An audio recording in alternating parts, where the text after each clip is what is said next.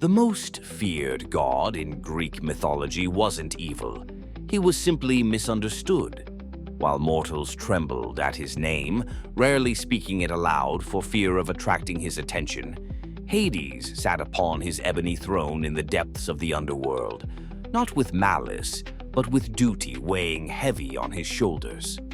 When the three brothers, Zeus, Poseidon, and Hades, overthrew their father Cronus and divided the cosmos between them, they drew lots.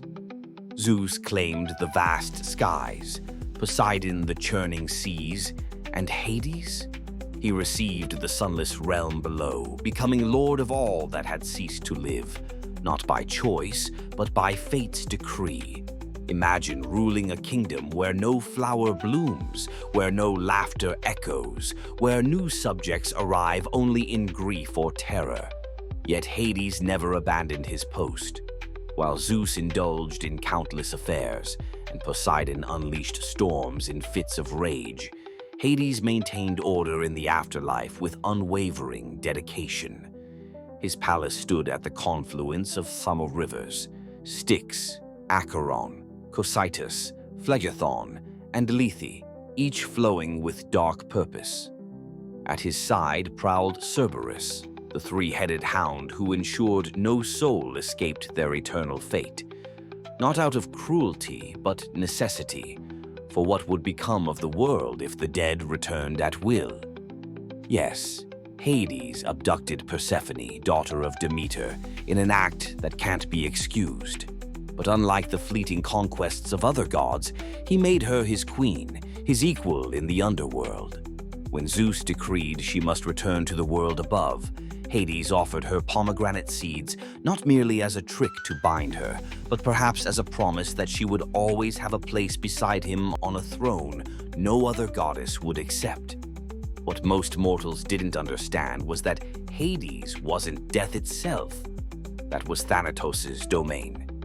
Hades simply provided the eternal housing for souls after life had left them. He judged none personally, leaving that to Minos, Rhadamanthus, and Aeacus. The virtuous found peace in Elysium, the ordinary wandered the asphodel meadows, and only the truly wicked suffered in Tartarus. The wealth of the earth, gold, silver, precious gems, all belonged to him as they came from below. Pluton, they sometimes called him, the wealthy one, for all the riches of the ground were his to command. In a world of capricious deities, Hades remained constant, maintaining the boundary between life and death that gave meaning to both.